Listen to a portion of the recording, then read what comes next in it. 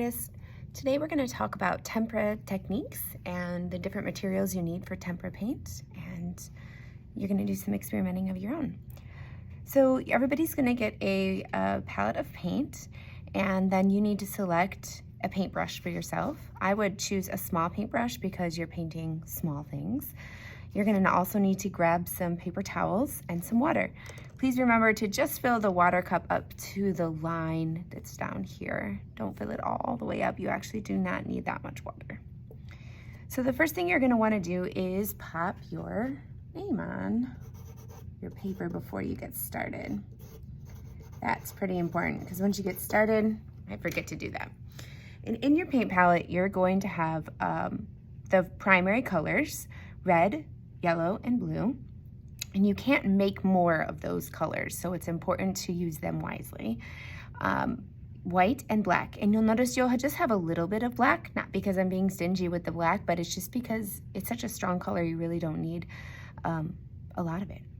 So we're gonna talk about the sheet that we're gonna do here. In each box, it is asking you to do a different technique, and I'm gonna demonstrate those techniques for you.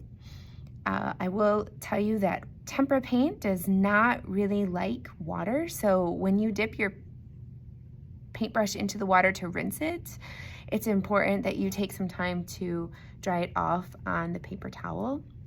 It's not like watercolors, they love water. Tempera paints don't really like water too much. Okay, so let's start with yellow. And here's why I'm gonna start with my yellow is because I like to start with my light colors first, so I can move my way to light to dark. That's what I'm gonna do. You can choose how to do it any way you want. So I think I'm gonna start with making green. And how to make green is mixing yellow and blue. So I'm gonna take some of my yellow and pop it in a fresh little area here. And then before I take some blue and pop it in, I'm gonna rinse my brush. And now when I'm adding the blue in there, I'm going to do just a little at a time because blue is much darker and I don't think I'm gonna need as much. Now you can make any shade of green you want. I could add more to this and make it a lighter shade of green. I've got like a dark green here. And that's fine. Maybe I can come back and play with that a little bit later. I think I'm gonna use this. And I've got a green here that I made.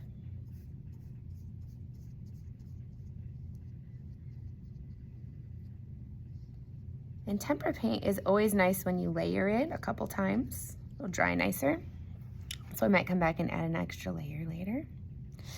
All right, and then I'm going to do orange next because I want to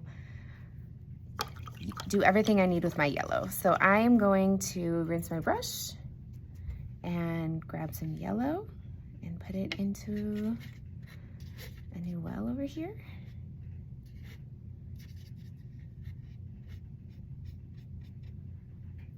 Rinse my brush again. Grab a real little bit of red.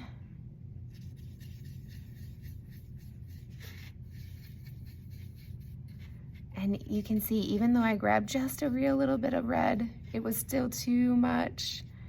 That's more red than I need. So I'm gonna need to add some more yellow in there. Let me rinse my brush again.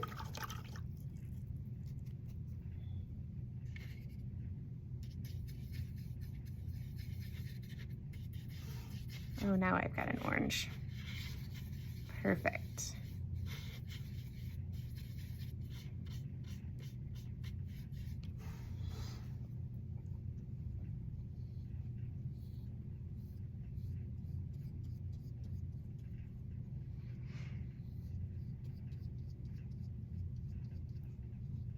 All right.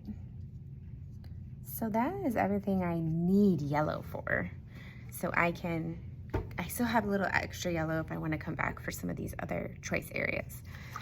Next, I'm going to show you how to make purple. So purple is with red and blue.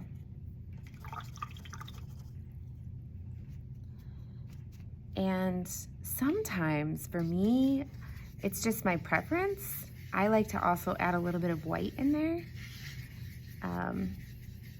Just because I like light purple a lot. This is a nice like dark purple I made here. But I'm gonna actually, just because it's my personal preference, take some of my white and add it in there. Oh, because I like light purple. There we go. Okay, so you have the primary colors in your container, and you've got, we use the primary colors to make the secondary colors. The secondary colors are green, orange, and purple. These are the 3 colors I'm going to show you how to make. From here on out, I'm just going to explain the rest of it and let you experiment. So, in this area, you're going to create your own color, so you can do your own color mixing. In this area, it's artist choice. So you can do some layering, you can do some, try maybe some blending of different colors, right? It's just an experiment, so give it a try.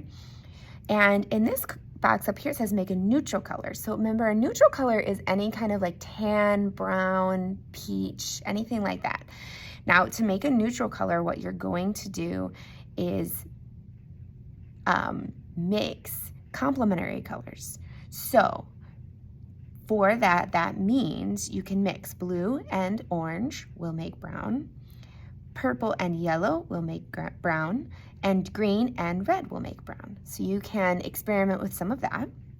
Down here, it's asking you to put one color in the center and then mix that color with white and then mix that same color with black so you can get a nice gradient here. This sample will be hanging up finished in the classroom for you to see. And I hope you guys have a lot of fun today. Make sure to take care of the materials properly and clean up when you're finished. And happy creating, artist.